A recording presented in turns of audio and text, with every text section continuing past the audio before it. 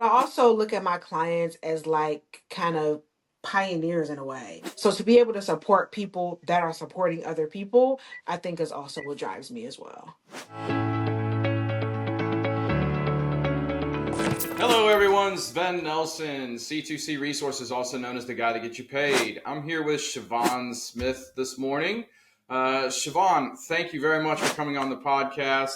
I'd love for you to introduce yourself and tell everybody a little bit about yourself, what you do, and who you are.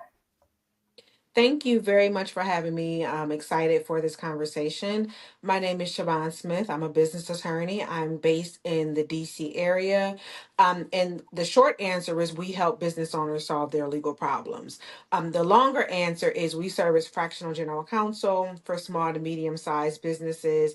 So big enough to have problems, but too small to have their own full time attorney. So we step into that role. So our work is things on the startup end, whether you're working with investors, contracts, employment, compliance, disputes, and all the things kind of that a small business will face as they're starting up and scaling. That's awesome. That's awesome. I think that's a huge need that you guys fulfill because you're right. Not a lot of businesses can afford their own in-house general counsel or, want to pay for outside counsel on a regular basis. So, do you guys offer? How does that payment work? Is it like on a retainer, and then they can just come to you until the retainer's up? I'm just curious how the billing works for that. Absolutely. So I think the benefit of also being a business owner is I get to be flexible with my clients. So I really think about kind of where they are in their business, what their issues are. So we do everything from hourly work to monthly retainers for some clients to per project flat fee work and a mix in between. So my goal was to really help as many businesses as I can, and so that means we are flexible in how we go about pricing, depending on kind of where a person is in their growth cycle. Yeah, so I think it's great. Obviously, as a business owner, you recognize the need to be flexible with your clients, and certainly that is a good thing to do, right? And it's good for you to be able to have that flexibility. So I'm curious, you as an attorney, did you have a mentor or someone that you looked up to in your life that kind of drove you towards this career path? I would say, we have many mentors in life, right? And so obviously there are people that I work with, bosses that I've had that have been great mentors to me. I would say when I started to practice law on my own, like outside of a law firm, kind of being a business owner, I really was intentional and sought out other people who ran law firms just because it was something so different for me. And so I was very intentional about kind of seeking out other lawyer entrepreneur mixes, and so I think I've been able to kind of hone a really good bench of mentors in that regard, and not even focusing on other lawyers who have similar law practices that I have, like personal injury, bankruptcy, employment, just kind of learning from different walks but knowing the business of law. And so those relationships have been very helpful for me in growing my law practice. Absolutely. So, what is it that drives you to do what you do for these businesses and these business owners? I like solving problems. I like putting pieces of puzzles together. I like advising people and giving them guidance. But I also look at my clients as like kind of pioneers in a way. So they typically are people who just started something, they had an idea, they kind of planted a seed and watched something grow. And they're employing people, they're, paying people, great wages, giving people opportunity. So to be able to support people that are supporting other people, I think is also what drives me as well. Absolutely. Absolutely. So, what's one of your favorite client stories? A success story that you've had? I thought you were going to ask a horror story. I have those, but success. Oh, we'll get to that. I would say there's not one story. What I love is someone reaches out to me and the maybe in the beginning it's not a lot of work because they're small, but to see people grow, to get the phone call to say, Now we need you to review a lease because we have this space.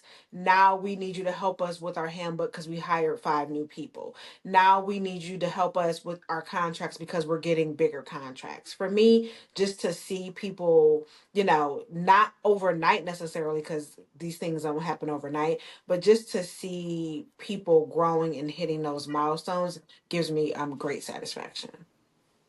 Absolutely, absolutely. So, being a fractional attorney, how often do these business owners come to you with somebody that's not paying them, or a contract dispute, or something in regards to accounts receivable where they're having an issue getting paid? Does that happen to you a lot?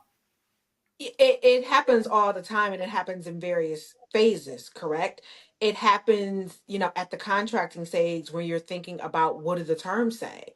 When are they going to pay us? One of the tricks that I always find in a contract is we'll pay you within 30 days of an approved invoice, but then it takes them 90 days to approve an invoice. So kind of finding those loopholes in language and making sure the payment terms are clear. So it starts there. It starts with slow payment, where if you're a small business, you're racing to make payroll, you're racing to cover your things. So definitely I'll get the phone call to say, not an issue now, but this person is starting to pay us late, or they're starting to kind of nitpick over our invoice. And then obviously things go full blown into, it's been months and they haven't paid us. And sometimes it's my clients who haven't paid. Sometimes it's my clients who are just having some extreme cash flow issues. I'm in DC. A lot of my clients are government contractors. A lot of people had contracts that were canceled, government contracts that were canceled. So now they're scrambling, either trying to lay people off or find other work for them to do, and kind of taking big hits in their income. Um, and so it definitely goes both, the non-payment goes both ways. Yeah, absolutely, and being able to help those clients figure a way out so that they can move on down the road and still pay their vendor, but maybe just change the terms of the agreement, or not get themselves into too far trouble, right? Um, Absolutely. so when And these that's really the key. I think people let the problems go too far, yes, especially on both ends. On the yes. people owe us money, and you're not going early and aggressive enough to try to make sure that you collect. And then on the other end of owing people money and not having the conversation of like what's realistic, here's where we are. So the waiting too long again goes both ways. So it's been my experience, right? And that unless you are a collection specific attorney, most attorneys hate dealing with bad debt, right? They hate dealing with trying to help their clients collect. Why do you think that is? I think it depends on what it is. If there is, some maybe institutional partner that a client has, and we're talking about 1 to 2 invoices, or customers that haven't paid, like big customers. But when you start getting into, you are maybe a B2C business and you're collecting from customers, these smaller accounts, sometimes it feels like it's not um fiscally worth it to go after them, even if there are attorney, which there usually are, especially in certain businesses, some sort of attorney fee provision. I think Hmm. that's part of it. I think that there are debt collection firms that are really set up to do kind of mass collections, because that's what they do. And then on the other side, I think that there are just a lot of laws around debt collection that if you Hmm. don't do that work all the time can really trip you up in terms of notice and how you communicate with people. Yeah. So I think it is I mean, it's almost like why you shouldn't hire me for your patent work. Like, I'm not a patent attorney. Like, it would be bad. And so I could see that some certain sorts of collections, you may want to go to a firm that specializes in collections. Where again, if I have a client that has, 1 to 2 clients that haven't paid, we're talking about bigger invoices. That's different, because then we're talking about a breach of contract, and that, is solely within our wheelhouse of like enforcing the terms of the contract. But I think when you have like these, we have 100 customers who haven't paid. That's, I think, a little, that approach is a little bit different. Yeah, no doubt. And I've always seen a lot of these collection firms that do collections. I think they move too swiftly towards filing suit, right? Yeah, Instead of working it in house, and I've always said that our justice system is really not set up to collect money; it's set up to dispense it's justice. not. And Yeah, so that's always been my thing that I tell my clients. Like, look, I mean, I know you might think that it's easy. You just go out and hire an attorney, you file a suit, you get a judgment, you win, you get paid. It really doesn't work that way, right? I mean, no. especially these days. I mean, since COVID and even before then, the courts have been just backed up tremendously. Takes a very long time to get a court date. Hmm. More importantly, though, and I discuss this a lot and stress this a lot with people, is that once you file suit, you open yourself up to a whole nother onslaught of liabilities, because that customer can then go and countersue you for free, right? And whether you're guilty or not, they have to pay to defend it, right? You have to pay to defend that countersuit, whether you're guilty or not. So there's a whole nother string of liabilities that you've opened yourself up to just by trying to get paid in that manner. And that's why I've always pushed people to use our services or something like us that really gets to the root of the problem, and in a sense does that whole discovery phase by working through disputes and things of that nature before you actually get to the courts. Does that make sense to you, that approach? It, Or it makes absolute sense. And I'm always counseling clients when they, something happened and they want to sue someone. And then I have to kind of remind them of the realities of a lawsuit, all the things that you just said. It's very costly. Even if there's some sort of attorney fee provision, like it can be costly. The time, I think people don't ever factor in once you initiate a lawsuit, like there is some of your time that you have to input into right? this, and then just the time to kind of even get before a judge, the time to resolution, and then it's obviously collecting on the judgment. Like, sure, you got a judgment, but they don't have any money, and yeah, you can keep renewing it, and one day they may, and you can find something to attach, but it is like kind of finding the money is a whole other game and Yeah, area of law as well. So I the whole often counsel people, like, to the extent that and I'm not, I do some litigation. I'm not a litigator. They may feel differently about this, but I'm always trying to talk people off the ledge of the realities of what it means to, be in a lawsuit, especially initiating the lawsuit. Like, I had a case where, there was this a claim to breach by my client. The plaintiff initiated suit, so there were some issues with their attorney. They tried to dismiss the suit, but I didn't like, you're in it, you're in it. yeah. So they tried to, at certain, it was really late in the case, and they were trying to, get us to agree to dismiss, and I said no, like, we need to figure this out now. So it's also, remember, like, once you are initiating some sort of lawsuit, you are in the lawsuit for the counterclaims, for all the other things that can happen as well. Yeah, and that's the other thing that I see happen a lot is that, this company, isn't getting paid. They've done everything they can do. They then just go straight to an attorney, file a lawsuit, and then they get countersued, and then it ends up being, hey, we'll drop our suit if you drop yours, and it's a stalemate, right? Yes, Nobody gets anywhere. And right. it's just like the only people that win, I Are the love lawyers. are the lawyers. Right. They got paid either way. So it Absolutely. just turns into a bad deal for everybody, in my opinion. Um, Yeah, and I often think that, when you are Amazon and these large companies, you have a budget for this. Like, you have a legal budget for nuisance suits, for small suits, for whatever the case may be. When you are a smaller company, like, the real reality is, if you focused on making some more money in a new contract, you may fare better than pushing, something that could be relatively small. So that's a real reality, as well as, like, where do you want to put your energy as a smaller entity. well, I too can resonate with having to talk your clients off a ledge. So I have to talk some of my clients off a ledge that are just, so hell bent on getting their pound of flesh rather than just Yes. moving on. And and I try to advise them as to whether or not I think that's a good idea or not based on the facts of the case. But So, is there any other big mistake that you see businesses making in regards to their finances or cash flow, that you can speak to? I would say a few things. One, and I think any banker would tell you this, like borrow money when you don't need money so that you have it available for like when you kind of are in a great position and it doesn't seem like you need it, Right. but to have it when and again it could great thing it could be the big contract you just got or this opportunity and you need to float cash. And having those reserves, I think is really important.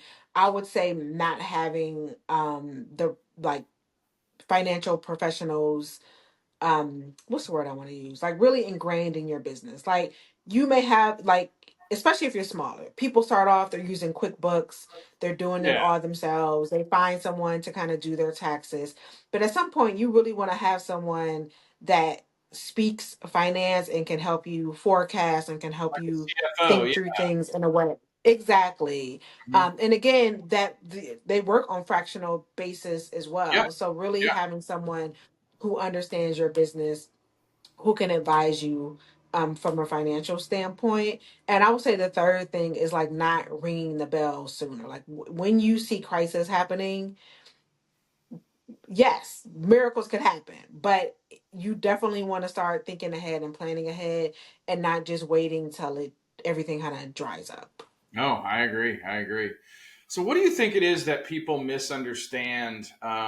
Because lawyers get a lot of flack. Let's be honest. I mean, Yes. a lot of people, there's always the lawyer joke and whatever. And so, what do you think it is that people misunderstand most about your profession and what you do and what you bring to the table? I mean, obviously people are always concerned about the cost, right? Um, Lawyers can be expensive, depending on what they're doing and where they are. I would say the most understood thing is I've definitely had a lot of people thinking they could do something themselves, like they draft their own partnership agreement and then things blow up and they realize, oh, if we'd have just spent something on money and gotten some clear language, we would be better off. So I think, especially with Chat GPT, like it's the misconception that you can do it yourself. And I am a proponent. I think there are things that people can do on their own, or that maybe you do in consultation with an attorney if your funds are low or using kind of online resources, but you really don't know what you don't know. And Right. so, you may get a partnership agreement online somewhere and there were things that were particular to those people about decision making that you just adopt and not understand kind of what you adopted and why you did it. So I think the biggest misconception is that you only that and that happens like, oh well, I don't have any issues so I don't need a lawyer, or I haven't been sued or I don't need a lawyer. I'm like, that's not how it works. I'm Right. not sick but I still have a doctor. My teeth aren't falling out but I still go to the dentist. So it's the Yeah. the misconception that there has to be a thing happening in your business for you to need a lawyer, when really it's the lawyer that helps the things not happen in the business. No doubt. No doubt. I wonder if you notice this. So people hire me to help them collect on bad debt, and right, Hmm. or through my funding company to help them get financing for their business. But when I'm working with these clients in regards to bad debt, I see that many of these clients struggle to find a good process, or if they do have a process, it's rarely followed due to others in executive leadership or sales departments overriding their decisions, which are based on facts, not or based on facts, not feelings, right? Yeah. Where do you see things happening in your business with clients? Um, how do you handle or advise them as in regards to like a policy, or do you consult with them in regards to that at all? I think that's a great question, and not maybe something I've worked on recently, but to your point, the business owners I see who just do it well in general, they have a process for kind of everything. Mhm. And they follow that time, like repeated time again, because then you don't miss things in the process. Like you don't miss that someone is 40 days overdue on an invoice, or that you are overdue on an invoice, because you're just kind of going through checking the boxes rinsing and repeating. So I would say certainly important to have processes in every aspect of your business. It just makes it easier. And the point at some point is for you to not be doing everything. So once you have this, you can plug in whoever into the mill, and it moves forward. Right. No, no doubt. Absolutely. So there's a lot of talk about AI and technology these days. I know I've certainly heard some people saying, "Oh, I'm gonna ask ChatGPT this legal question or whatever." And I've got some really big clients in the e-discovery space, so obviously they are embracing technology. But how do you see technology and AI affecting your business as a whole? And have you started to embrace that? I definitely embrace it. I definitely use it. I'm playing around with some legal specific AI tools myself. I use Chat GPT, especially for marketing. I think, I mean, I think I don't think I'm out of a job anytime soon. Sure. One, I certainly ask Chat GPT or other things questions, and it may not be completely right or completely precise for the situation. So that's something to think about. It kind of can get you there, but not all the way there. And so I think that it also is going to create new issues. I mean, there's a lawsuit right now from a young man who committed suicide with instructions he received from Chat GPT. This is a whole kind of What? new area of his estate and parents. He was a teenager, and they're suing OpenAI and the founder of that company. So I think, when you bring in new technology, it really just kind of creates new legal issues and new areas for, legislation, regulation, compliance. And Yeah. so it changes. I mean, it's almost, you work with e-discovery companies. When Yeah. I started many years ago as in a law firm, you we were doing e-discovery, but you still had some paper. So I Oh, wasn't completely of the generation where it was just boxes and paper, and you needed to have all of these kind of staff attorneys and all of these junior associates reviewing paper documents in a warehouse kind of in Wichita, Kansas somewhere. And then obviously that starts to evolve, and you could be remote and all the documents are loaded in this OCR and you can search things. So that changed the practice. You don't need as many people for an antitrust case that than you did before. hmm. But the issues are still complicated. So I think it maybe changes the way things look. And reconfigures things, but the issues to me still, are multifaceted and complicated. Absolutely. Yeah, no doubt. No, that's a very good point. A very good point. So I'm a big fan of learning from our failures. Hmm. In fact, I think I have learned more from failures than I have from my successes. And this is my favorite question I get to ask people is, what is a time in business with regards to your career that you have failed and it taught you a great lesson? What would that be if you had a story to tell? I mean, I've certainly lost cases, and things have not turned out well in that regard. I would say the biggest one is people related. So it is thinking, I shouldn't work with this person, and then working with them, and then realizing that I shouldn't work with them. So trusting your And gut, so basically. yeah, so it's really to me just trusting my instincts about people and cases and things. And luckily, in some instances, I've been able to kind of move away or kind of terminate the relationship. But I Hmm. would say biggest lesson for me is been doing this long enough and living long enough to kind of understand know people, and that you don't have to work with everyone just because they called you. Right. And I mean, and I'm sure it's the same in your industry. Sometimes the smallest clients have they're the biggest headache, or you can kind of Yeah. sense the people that are going to kind of suck time energy away from you. Yeah. And so getting on top of that sooner rather than later has been a big lesson for me. It's been my experience that if they're a pain in the beginning, they're going to be a pain all the way through. And it's just going to get worse. And some people you just can't make happy. I mean, you try. Obviously, Yes, you want to do good for everybody, but some people you can't make them happy, and not everybody jives. So that's the way I've approached exactly. it too. So And my way I approach business is I do things I like with people I like. And yeah, so, if it's not those two things, then sure, I we're don't do it. together. So, what do you think's the best compliment you've ever received from someone after working with them? Yeah, to me, the best is always when I called you, we were confused, didn't know what to do. I feel like it's under control now, or I feel like you will guide us through this.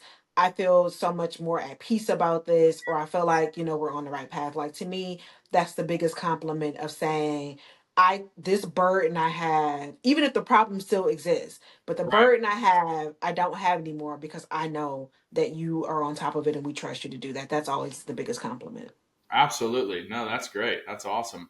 And can you tell me some advice that you've received over your career? Is there like one piece of advice that really stands out, or anything in particular like that? Um, Gosh, it's been so much over the years. Um, I, Maybe something recently, circumstances change quickly. So whether it's good or bad, so just kind of to keep moving, Roll with the punches, basically, roll with right? punches. Yeah. So, how would your parents describe what you do for a living? um, my father has since passed away, and before I started this firm, he passed away. How would my mother describe what I do?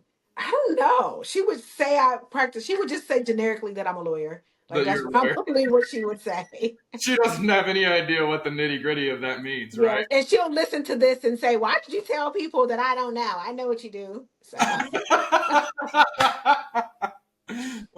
Don't worry, mom. right. So, if you could have dinner with one particular person that's alive or dead, doesn't matter. Is there anybody that you would choose to have dinner with? No, Nobody like that's passed away, or somebody that you looked up to, or somebody that you find interesting throughout. It doesn't have to be business related. Just anybody that you thought, this person has a wonderful thought. I'd love to have dinner with them or something someday. I'd love to pick their brain. the name that comes to mind, this is probably pretty corny, but maybe Thurgood Marshall, only, being, knee deep in the civil rights movement and the architect of so many important laws, sitting on the Supreme Court, graduated from my alma mater. Um, and so I think um that may be one to sit with Thurgood Marshall and pick his brain. So you have a connection to him then? Yeah, absolutely. Yeah. If you could go back and tell your 20-year-old self something that you know now, um, what would that be? Was there any advice that you would give your younger self? Um, Calm down, it'll work out is one thing that anytime people ask me that question, like advice, like that's it's gonna work out. Something else would be build relationships. Relationships matter. Like that's the name of the game. Yeah, Is who knows you and who do you know, and your reputation matters greatly. 100. So I would say I would tell my 20-year-old self like to start early, just meeting people, forming relationships, and being genuine in the relationships. I think that is one of the best things that I've heard because, I mean, I am a huge proponent of building relationships, right? Like, I love meeting new people. I love, hearing people's stories. That's why I'm doing this podcast. Is there anything else that you'd like to say before we close out? I mean, how can people reach you if they want to get in touch with you? They can go to our website. It's the sjslawfirm.com. Across social media, LinkedIn, all the channels. My name, Shavon J. Smith. People can find me. I wrote a book a few years ago. It's on Amazon. It's called Tell Me About the Hard Part: 5 Steps to Help Business Owners Solve, Prevent, to identify, solve, and prevent their problems. So it's just a small 100-page book, business book on really problem solving for small businesses. Is on Amazon. And also, if you go to our website, there's a link there as well. So Fantastic. Can't please believe reach you're out. bringing that up. Happy to chat with anyone who reaches out. All right. Well, it was great having you on. I really, really appreciate it. Thank you. Thank you so much.